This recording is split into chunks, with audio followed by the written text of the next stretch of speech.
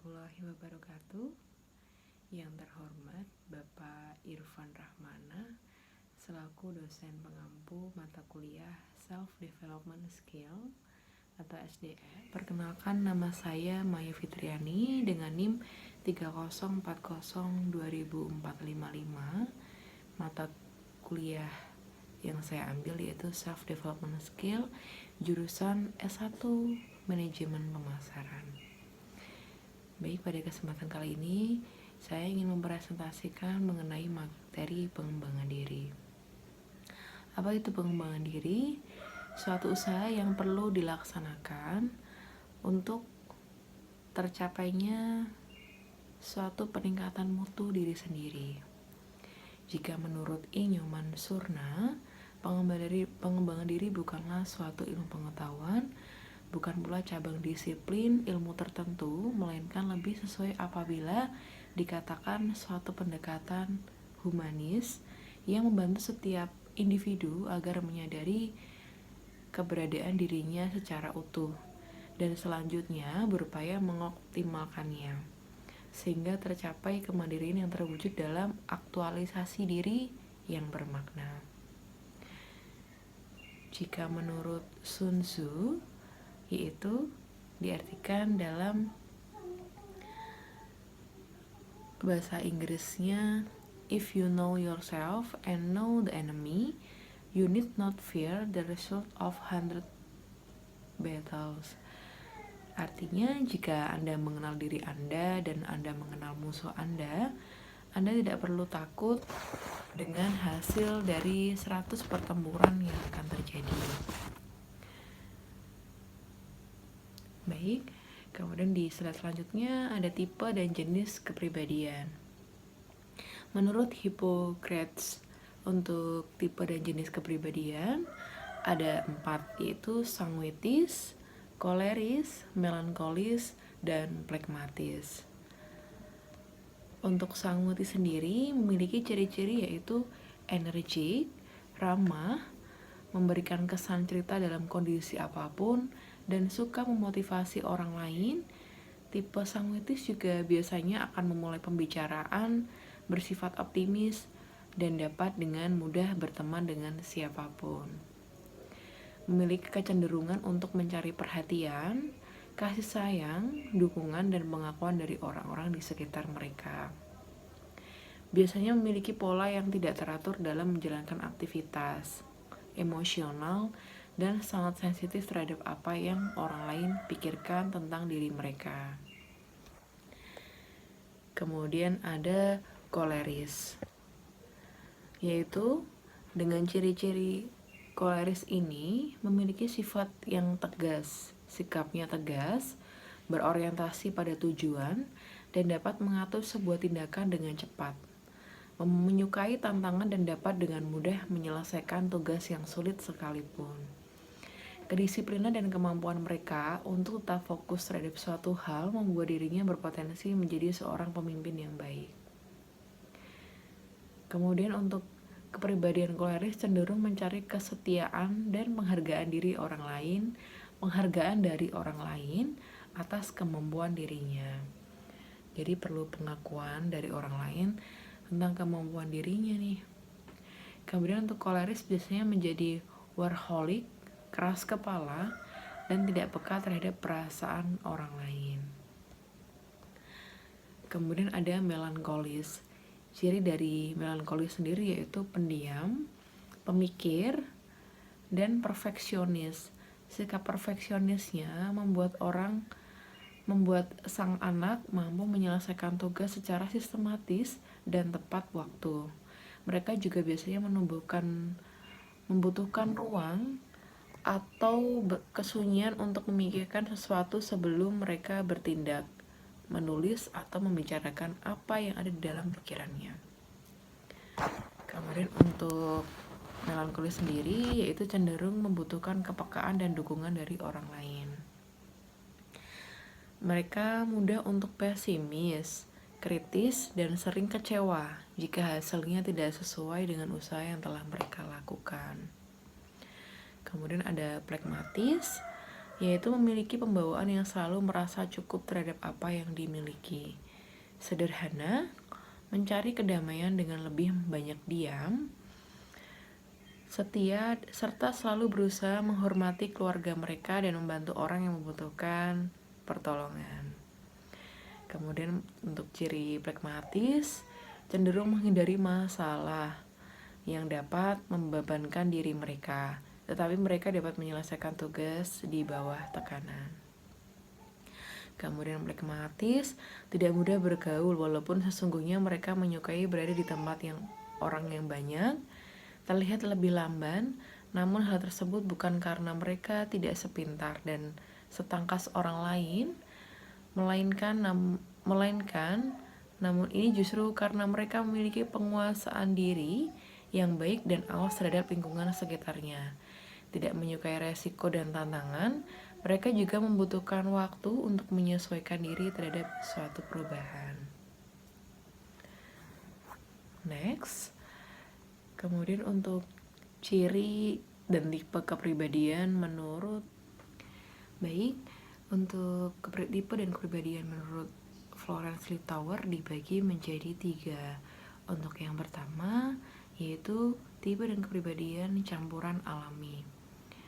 Untuk tipe dan kepribadian campuran alami dibagi menjadi 2 jenis, yaitu sanguinis koleris yang pertama, yang kedua yaitu melankolis pragmatis. Untuk sanguinis koleris ini memiliki ciri-ciri senang bertemu dan berinteraksi dengan banyak orang.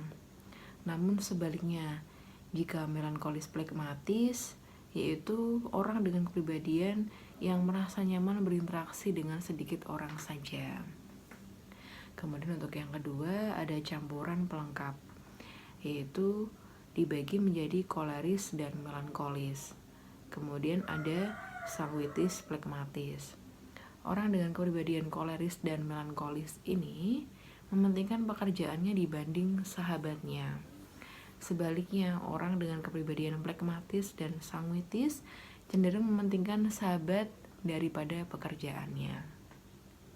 Kemudian yang ketiga ada campuran berlawanan, terdiri dari sanguinis melankolis dan koleris pragmatis. Next, untuk di tipe dan kepribadian menurut Carl Gustav yaitu ada 3, introvert, extrovert, dan juga ambivert. Apa itu introvert?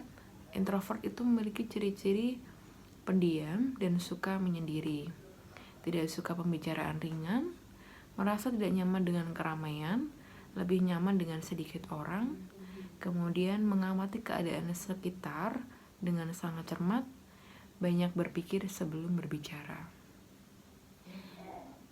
Kemudian kalau untuk extrovert, selalu antusias dan semangat, mudah dalam bergaul, cenderung spontan dalam bertindak atau berbicara, menyukai popularitas dan senang menjadi pusat perhatian, kemudian selalu tampil percaya diri, terkesan sigap dan tegas. Kemudian ada juga ambivert. Ambivert umumnya dikenal dengan tipe kepribadian yang berada di antara introvert dan extrovert. Sebagian besar ahli sepakat bahwa ambivert adalah orang yang memiliki sisi introversi dan ekstroversi yang seimbang. Istilah ambivert itu sendiri diperkenalkan oleh Jung.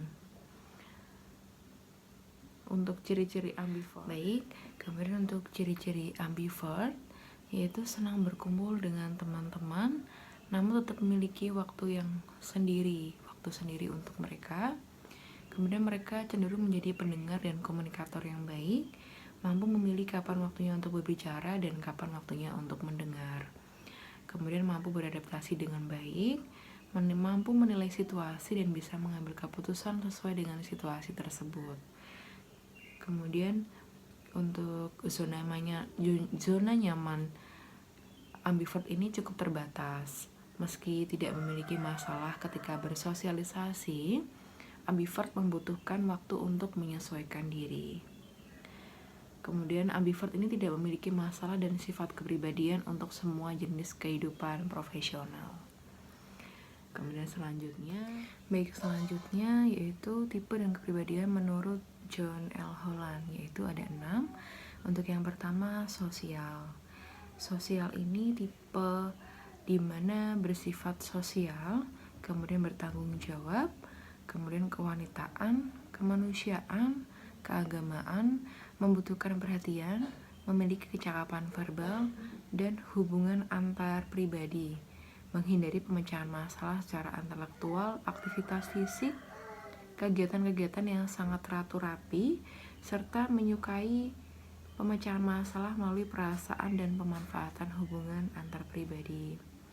Lingkungan sosial ditandai dengan masalah-masalah yang memerlukan kemampuan menginterpretasi dan merubah perilaku manusia dan minat untuk berkomunikasi dengan orang lain. Pada umumnya, situasi bekerja dapat menimbulkan rasa harga diri dan mengangkat kedudukan. Kemudian yang kedua ada realistis. Untuk realistis ini bersifat jantan, kuat jasmani, tidak sosial, agresif, mempunyai kecakapan dan kondisi motorik yang kuat, kurang memiliki kecakapan verbal dan hubungan antar pribadi. Jadi sedikit berlawanan dengan sosial yang tadi. Untuk realistis lebih menyukai masalah yang konkret daripada masalah yang abstrak, menganggap dirinya sebagai seorang yang bersifat agresif dan jantan. Untuk model lingkungan realistis biasanya ditandai dengan tugas-tugas yang konkret, fisik, dan eksplisit yang memberikan tantangan bagi pelakunya. Untuk mendapatkan pemecahan yang efektif, seringkali memerlukan kecakapan mekanik, ketahanan dan gerakan fisik untuk berpindah tempat, dan bahkan selalu di luar gedung. Lingkungan realistis untuk menuntut secara minimal kecakapan hubungan antar pribadi. Jadi berlawanan dengan sosial tadi. Kalau sosial itu lebih mengedepankan kecakapan hubungan antar pribadi, tapi kalau realistis ini sebaliknya, menuntut secara minimal, jadi sedikit mungkin adanya kecakapan hubungan antar pribadi, sebab kebanyakan dari tugas-tugas dapat diselesaikan dengan hubungan yang hanya sesekali atau tidak mendalam, dan bahkan sering menuntut tindakan-tindakan yang sederhana, sehingga sifat dan karakternya yang nyata dari model lingkungan membuat keberhasilan dan kegagalan nampak secara jelas dan langsung. Kemudian yang ketiga ada konvensional. Untuk konvensional sendiri memiliki ciri-ciri menyenangi bahasa yang tersusun baik dan kegiatan yang berhubungan dengan angka, konformis, menghindari situasi yang kabur, masalah-masalah yang melibatkan hubungan antar pribadi dan kecakapan fisik, mengerjakan secara efektif terhadap tugas pekerjaan yang tersusun baik, mengidentifikasi dirinya dengan kekuasaan, dan memberi nilai tinggi dan status atas kekayaan materi. Untuk lingkungan konvensional, yaitu ditandai dengan tugas-tugas dan masalah yang memerlukan pemrosesan informasi verbal dan matematis, rutin, konkret, sistematis. Keberhasilan pemecahan masalah relatif jelas dan terjadi dalam satu periode yang relatif singkat pula. Baik. Kemudian untuk yang keempat ada intelektual.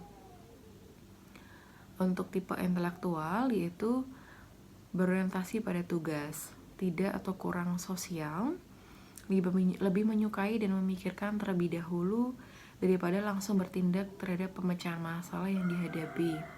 Membutuhkan pemahaman, menyenangi tugas-tugas pekerjaan yang kabur sifatnya, dan memiliki nilai-nilai dan sifat yang tidak konvensional. Jadi berlawanan dengan yang konvensional tadi.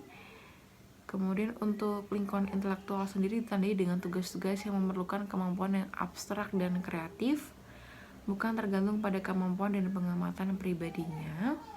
Pemecahan masalah memerlukan imajinasi, intelijensi, dan kepekaan terhadap masalah-masalah yang bersifat intelektual dan fisik. Kemudian keberhasilan yang dicapai biasanya terjadi dalam satu periode waktu yang relatif lama, meskipun kriteria keberhasilan dapat bersifat objektif dan dapat diukur.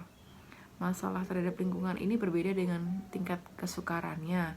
Pemecahan masalah yang rumit memerlukan kemampuan imajinasi, Alat perlengkapan memerlukan kecakapan intelektual. Kemudian yang kelima ada artistik. Untuk artistik sendiri memiliki ciri-ciri yaitu bersifat tidak sosial, menghindari masalah yang sudah dapat tersusun atau yang memerlukan kecakapan fisik yang benar, serupa dengan tipe intelektual. Jadi hampir sama dengan tipe intelektual, menyesuaikan diri dan tidak sosial, tetapi berbeda dengan tipe tersebut bahwa tipe ini memerlukan bentuk-bentuk ekspresi yang bersifat individualitas, lebih bersifat kewanitaan, dan seringkali tipe ini menderita hambatan emosional. Lebih menyukai menghadapi persoalan yang terjadi di lingkungan melalui ekspresi diri dan media seni.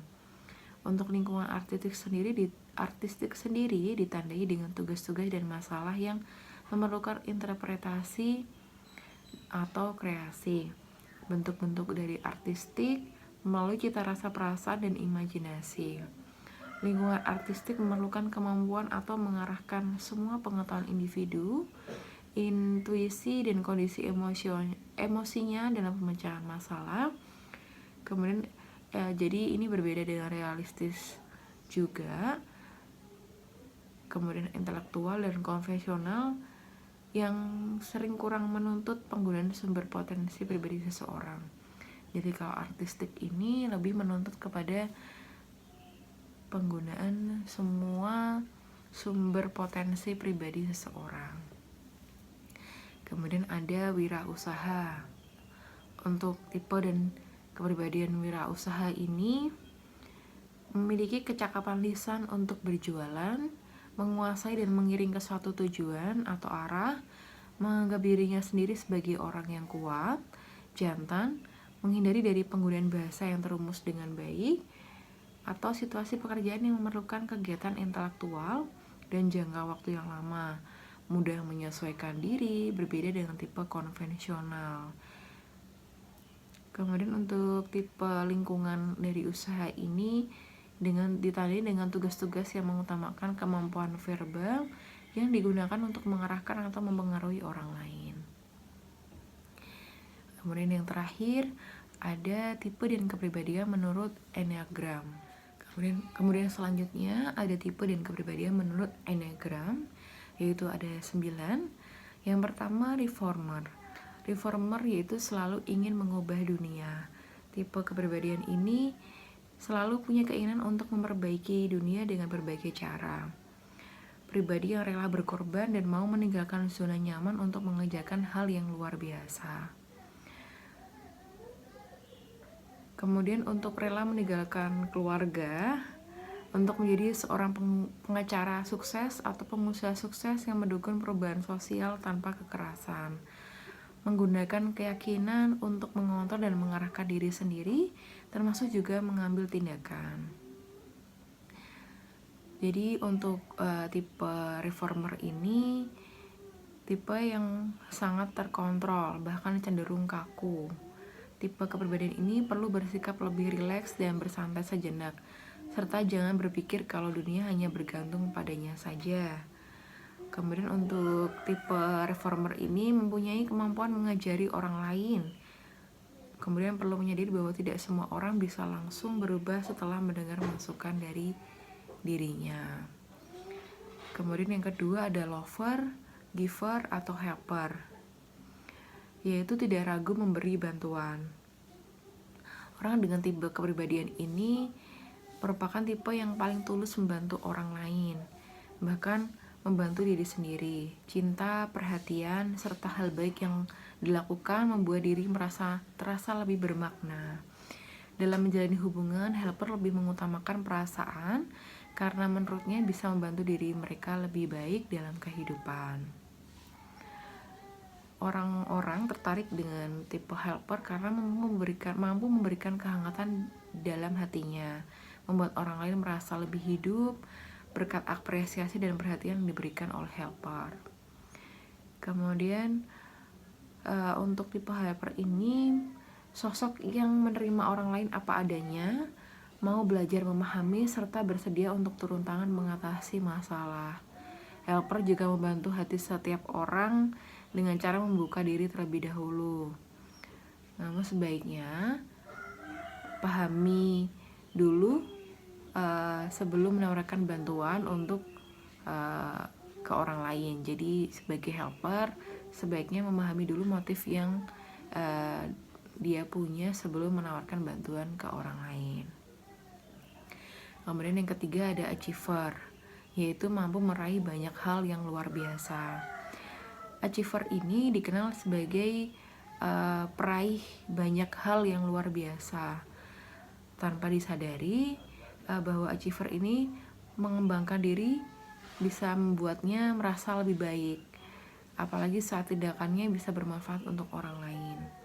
Achiever punya bakat menjadi pemimpin dan bisa diandalkan sehingga tak jarang banyak orang yang mempercayai mereka.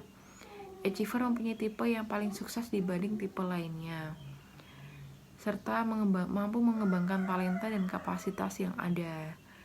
Kemudian untuk achiever ini, kejujuran berperan penting dalam membantu diri mereka untuk berkembang. Namun akan lebih dikagumi orang lain bila menampilkan keaslian diri dibanding memamerkan kesuksesan ataupun pencapaian. Kemudian yang keempat ada individualis, yaitu punya pemikiran yang berbeda. Untuk tipe kepribadian ini menganggap dirinya berbeda dari kebanyakan orang dan tidak ada yang mampu memahaminya. Untuk individualis ini menilai dirinya sebagai sosok yang unik dan bertalenta. Dibanding tipe lainnya, individualis sangat fokus pada perbedaan dan kekurangan yang ada, tetapi jujur pada diri sendiri. Kemudian untuk tipe individualis ini ternyata sering merasa kehilangan arah dan sulit untuk menemukan hal yang membuat dirinya merasa utuh dan lengkap. Beberapa kali mendapati diri sendiri kebingungan untuk mengidentifikasi diri sendiri dan sering merasa kesepian. Individualis sebetulnya ingin menemukan seseorang yang mampu memahami perasaan maupun pikirannya. Untuk tantangan dari individualis ini adalah belajar untuk melepaskan masa lalu. Kemudian untuk seringkali untuk merasa tidak kecewa dan untuk terus menggali potensi yang ada di dalam diri sendiri. Kemudian yang kelima ada thinker, punya rasa ingin tahu yang tinggi. Tipe ini memahami bagaimana dunia bekerja. Sehari-hari tidak berhenti mencari tahu, mengajukan pertanyaan, dan terlibat dalam suatu hal secara mendalam. Doktrin dan opini adalah sesuatu yang paling dihindari oleh tipe kepribadian ini karena lebih menyukai fakta dibanding sekadar asumsi. Kemudian ada loyalis. Untuk tipe yang paling setia. Tipe ini adalah kepribadian yang paling setia dibanding dengan tipe lainnya. Tidak hanya setia pada teman, juga percaya pada ide, sistem dan kepercayaan yang dipegang dia saat ini. Kemudian selanjutnya ada adventure, yaitu punya jiwa petualang. Tipe ini penuh dengan rasa antusias, optimis, serta punya jiwa petualang. Kemudian untuk tipe adventure ini merupakan sosok yang mampu belajar dengan cepat, tetapi kemampuan tersebut kerap membawanya ke dalam masalah. Tipe adventure ini mampu mengendalikan diri. Kemampuan ini membantu mereka memperoleh pencapaian yang luar biasa. Tipe ini juga punya selera humor yang baik dan selalu ceria, mampu membagikan kebahagiaan yang dimiliki kepada orang lain yang ada di sekitarnya, sehingga membuat suasana menjadi lebih hidup dan menyenangkan. Kemudian ada leader atau senang menghadapi tantangan. Seorang leader mampu mempengaruhi orang lain untuk mengikuti arahannya. Tipe ini juga dikenal menyukai tantangan dan senang mengeksplor hal baru sehingga tidak suka dikontrol oleh orang lain. Untuk tipe leader ini yaitu sosok yang paling independen dan tidak takut mengambil resiko dari keputusan yang dipilih. Kemudian untuk leader itu juga takut dikontrol dalam cara apapun, serta khawatir disakiti secara emosional sehingga cenderung menggunakan kekuatan fisik untuk menjaga perasaan, kemudian membangun ego untuk melindungi diri sendiri. Kemudian yang terakhir ada peacemaker, yaitu berusaha menciptakan rasa damai. Tipe ini lebih suka menciptakan kedamaian dibanding membuat masalah. Kemudian juga berusaha lari dari ketegangan yang ada dan mencari solusi yang tidak menyakitkan untuk mengatasi masalah. Kesalahan yang sering dilakukan peacemaker yaitu terlalu fokus pada sisi positif kehidupan dan cenderung mengabaikan konflik. Kemudian cara terbaik dalam menghadapi masalah yaitu dengan menghadapinya. Kecemasan dan perasaan buruk yang dirasakan oleh peacemaker tidak bisa dibiarkan begitu saja, tetapi harus diselesaikan. Baik, berikut beberapa tipe dan kepribadian menurut beberapa ahli, menurut pengembangan diri seseorang. Sekian dari presentasi saya. Terima kasih. Wassalamualaikum warahmatullahi wabarakatuh.